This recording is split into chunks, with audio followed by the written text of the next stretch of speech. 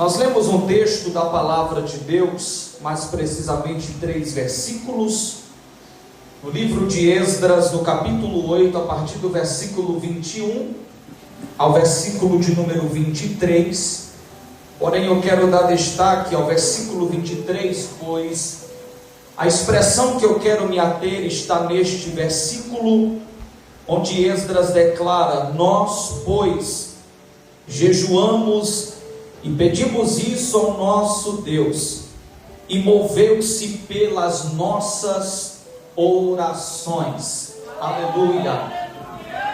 Depois do cativeiro que durou 70 anos, como foi profetizado pelo profeta Jeremias, o povo de Israel, assim como foi levado ao cativeiro babilônico em 3 etapas, da mesma forma o retorno deste povo vai acontecer.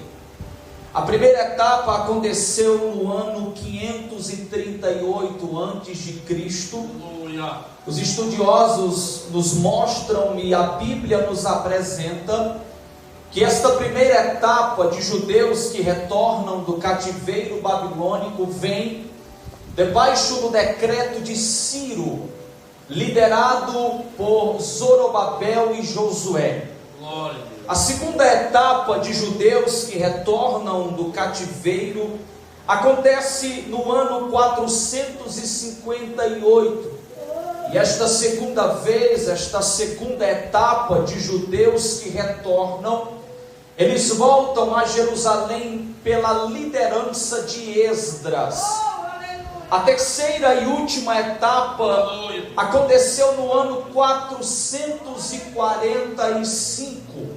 O povo de Deus retornou e o livro de Esdras, de uma forma muito extraordinária e clara, apresenta para nós estas 3 etapas, estes 3 momentos. O Salmo de número 126 nos mostra a alegria deste povo quando estava retornando. Eles declaram: quando o Senhor restaurou a nossa sorte, nós estávamos como quem sonha. Então a nossa boca encheu-se de riso e a nossa língua de um cântico novo. As nações olhavam para nós e diziam: grandes coisas fez o Senhor por eles, e por isso nós estamos alegres. O livro de Esdras vem para nos mostrar que o nosso Deus é um Deus que sempre está no controle e no domínio de todas as coisas. Um Deus que governa, um Deus que controla a história, e um Deus que se move em favor do seu povo. Se nós observarmos o contexto do capítulo 8, principalmente os versículos anteriores ao que nós lemos nesta noite, nós iremos observar que existe nos primeiros versículos uma série de lista de nomes de chefes e de genealogias, mostrando para nós o retorno deste povo à sua terra natal. E é tão interessante quando nós observamos, em primeiro lugar, o texto que nós lemos, porque Esdras vai considerar o perigo de voltar para Jerusalém. Então, diante disso, ele envergonha-se de pedir ao rei o exército e os cavaleiros para que pudessem acompanhá-los, pois ele mesmo havia declarado que a mão gloriosa de Deus era sobre o seu povo. Então Esdras convida o povo, em primeiro lugar, para se humilhar em jejum, para lançar-se diante da face de Deus. Isso é tão extraordinário que no versículo de número 23, Esdras diz: então nós jejuamos e em oração pedimos isso a Deus, e o Senhor moveu-se pelas nossas orações. Eu gosto dessa expressão, moveu-se, porque isso nos mostra não um Deus que está Deus que está inerte no seu trono, mas nos mostra um Deus que está ativo, um Deus poderoso, um Deus que age, um Deus que opera, um Deus que se move em favor do seu povo e em favor da sua igreja. A Bíblia nos diz em Isaías 64, no versículo 4: porque desde a antiguidade os nossos ouvidos não ouviram, nem muito menos percebeu, os nossos olhos não contemplaram um Deus que é semelhante ao nosso, que trabalha por aqueles que nele esperam. Aleluia! No capítulo 43, no versículo 13 do livro ainda do profeta Isaías, ele declara dizendo: é o Senhor quem fala pela boca do profeta, porque ainda antes que houvesse dia eu o sou, e não há ninguém que possa fazer escapar das minhas mãos. Agindo eu, operando eu. Ele faz uma pergunta que até hoje não tem resposta: quem impedirá? Ninguém impede o mover, ninguém impede o agir de Deus. Em Filipenses 2:13, o apóstolo Paulo disse que pertence ao Senhor o operar, o agir, o trabalhar, o manifestar da sua glória. Quando nós lemos o livro de Jó, mas precisamente no último capítulo, ele diz que nenhum dos planos, nenhuma das obras, nenhum dos projetos de Deus podem serem frustrados. Significa dizer que tudo que Deus tem para fazer e realizar na sua vida, não há ninguém no céu, na terra e nem debaixo da terra que possa impedir o mover de Deus na tua vida. Quem crê nisso, levante a sua mão e diga glória a Deus nesta noite. Davi, Deus se move, é verdade. Em primeiro lugar, eu preciso que você entenda que Deus se move em resposta às nossas orações. Não pense que quando você está orando, Deus está aquém das suas palavras. Nunca imagine que a sua oração é em vão, presbítero Luan. Nunca imagine, presbítero Ronaldo e Diácono Edivaldo, que as orações são impedidas, aleluia, ou que Deus não as ouve e as colhe e as recebe no seu trono. Jeremias 33:3, o Senhor diz: pode clamar a mim e eu te responderei e te mostrarei coisas grandes e firmes que ainda não sabes. Se você quer ver coisas grandes e extraordinárias de Deus, o segredo é se curvar diante de Deus em oração.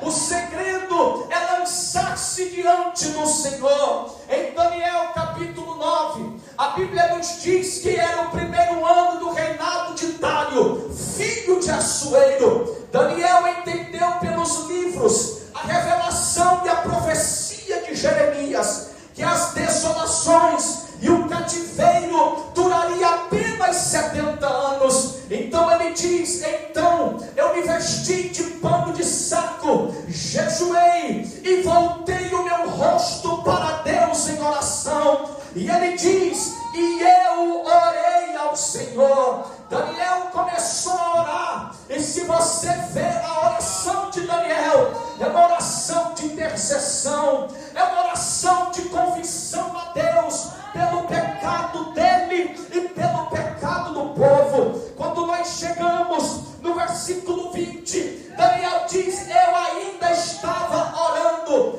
falando na minha oração, de repente apresentou-se a mim o anjo Gabriel que eu tinha visto na minha visão. Ele veio até a mim e me disse: Daniel, entendes? Eu saí para que tu entendas e compreenda a visão que eu te passo agora. E ele declara dizendo: desde o princípio das tuas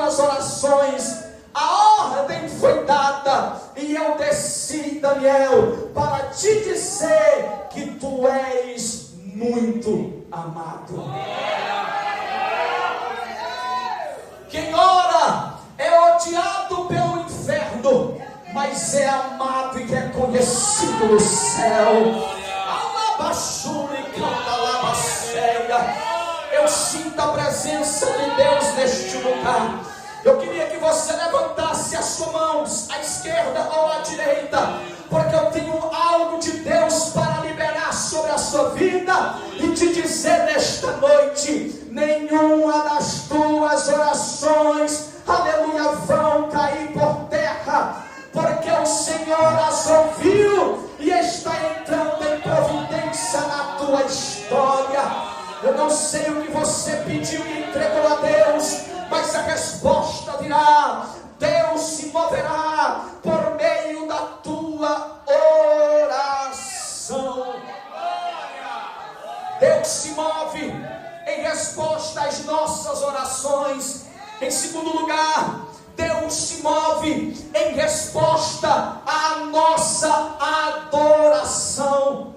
Você precisa entender que a adoração atrai a presença de Deus. A Bíblia diz no Salmo 22, verso 3, que Deus habita no meio dos louvores do seu povo.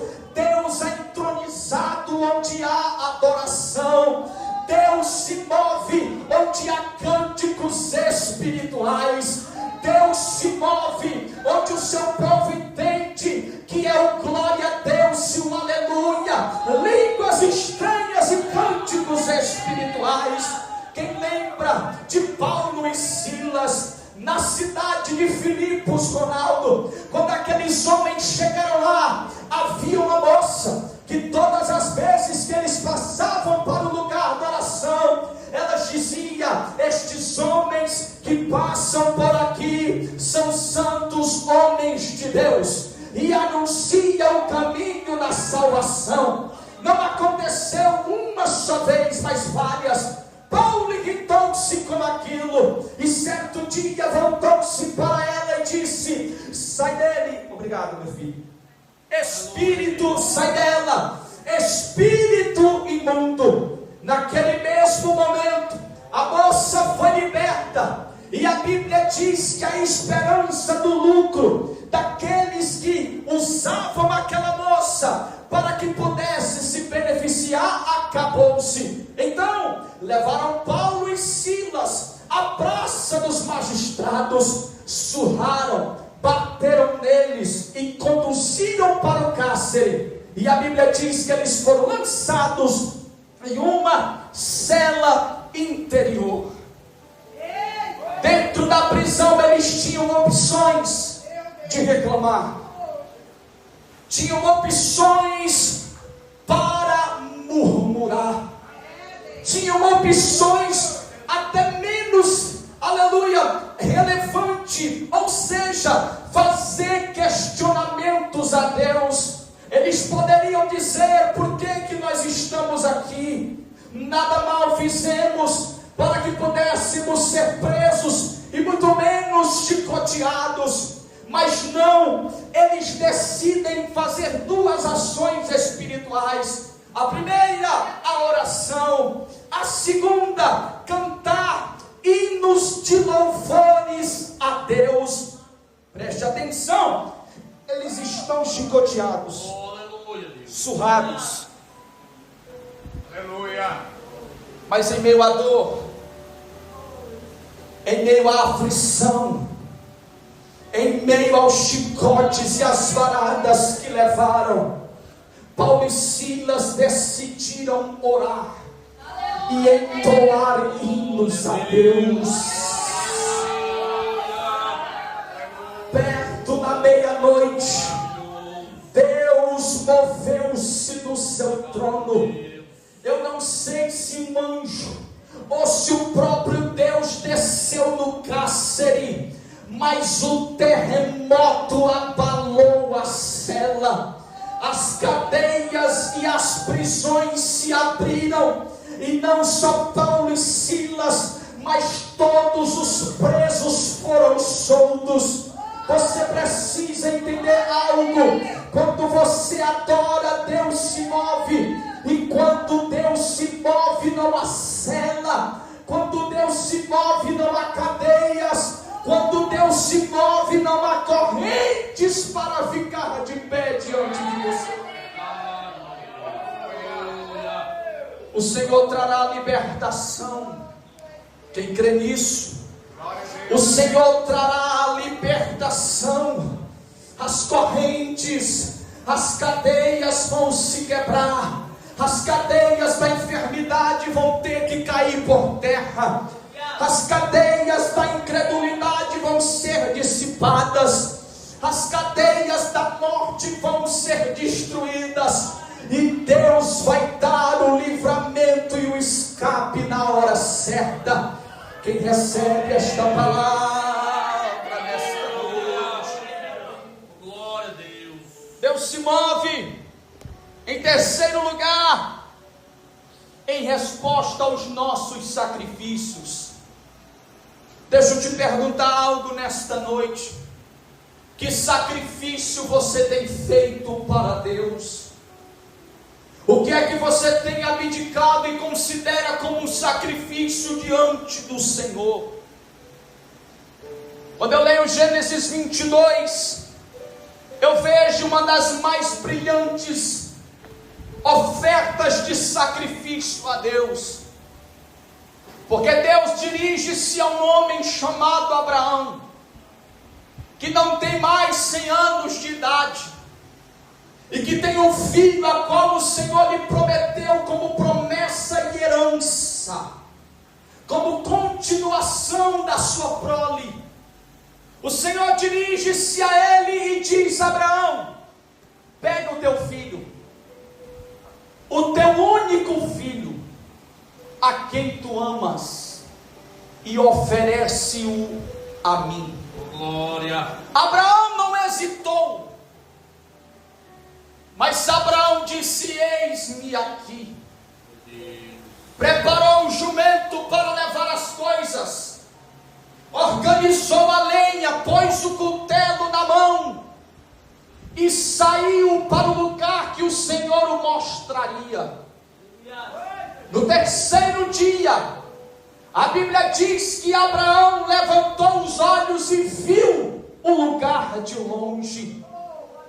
E antes de subir ao lugar onde Deus o havia direcionado, Abraão olhou para os moços e disse: fiquem aqui, nós subiremos, adoraremos e retornaremos para vós. Isaac não sabia, mas Abraão já tinha o conhecimento de tudo. Quando Abraão está subindo o monte, Isaac disse: papai, eu vejo a lenha, eu vejo também o cutelo, mas cadê o cordeiro para o sacrifício? Abraão disse: Deus proverá para si o cordeiro. Abraão subiu o monte, organizou o altar, pôs a lenha e deitou Isaac sobre o altar. E detalhe, o sacrifício não podia ser com tristeza, tinha que ser feito com alegria. Mas em nenhum momento Abraão recusou, em nenhum momento Abraão retrocedeu. A Bíblia diz que quando Abraão baixa o cutelo, o anjo brada desde os céus e disse: Abraão, não faças tal, porque eu sei que tu me amas e não me negaste o teu único filho.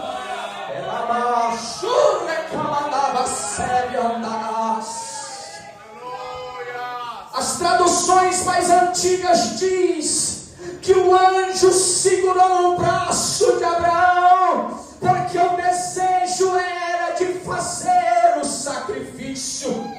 A Bíblia diz que depois disto, Abraão levantou os olhos e viu a providência de Deus. que está perto de você assim: o segredo é levantar os olhos. Diga para ele: quer ver o tamanho da promessa? Fala para ele: saia da tenda, olha para o céu e conta as estrelas, se você pode, porque as estrelas falam do tamanho da tua promessa. Eu queria que você levantasse a mão agora. Irmão, eu sinto muito a presença de Deus neste lugar. Eu profetizo a partir de agora: Deus vai injetar dentro de você uma visão nova. Chega de olhar para baixo, chega de olhar para os lados, chega de olhar para as circunstâncias. É tempo de levantar os olhos e olhar para cima e ver aquele que pode fazer o milagre. Está entendendo? Diga glória a Deus.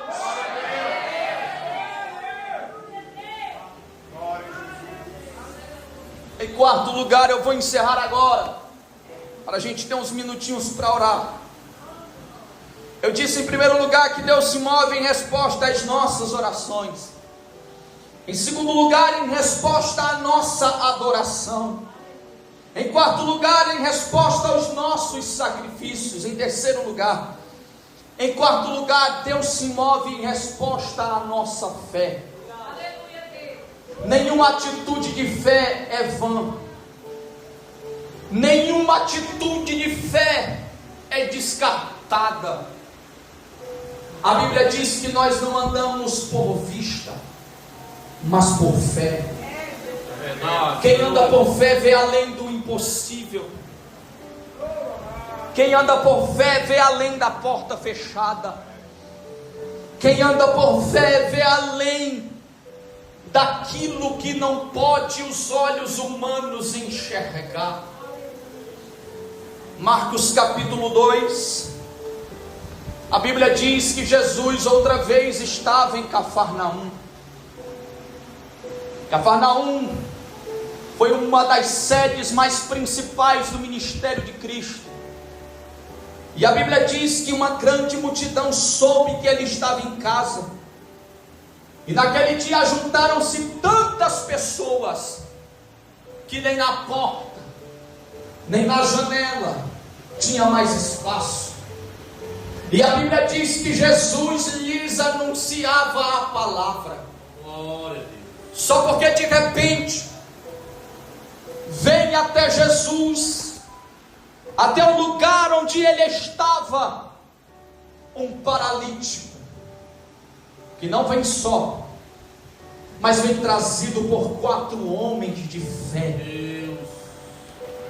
Aqueles homens, quando chegaram até a casa que Jesus estava e viram que não tinha como entrar pela porta, nem pela janela, agiram por fé.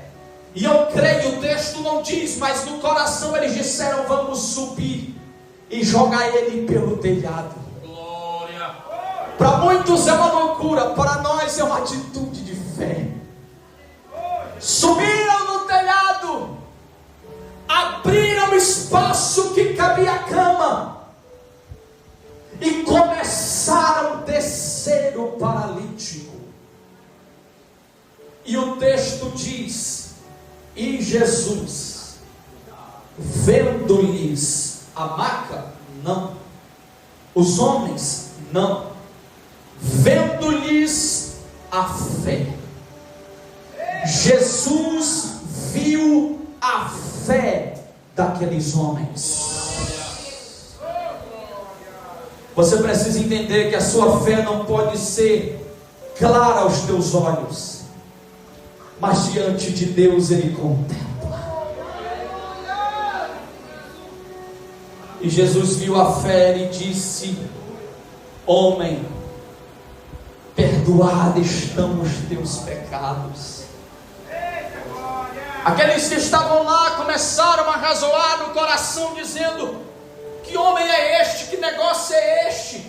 Que esse homem perdoa pecados, porque só há um que perdoa pecados a não ser Deus. E Jesus conheceu o coração deles e disseram: para que saibais que o Filho do Homem tem poder para perdoar pecados. eu digo a este homem: levante-se, tome a sua cama e volte. Imediatamente aquele homem foi curado. Eu queria que você ficasse de pé nesta noite. E se você tem fé no seu coração, em 3 minutos que restam, eu quero convidar você a vir aqui à frente.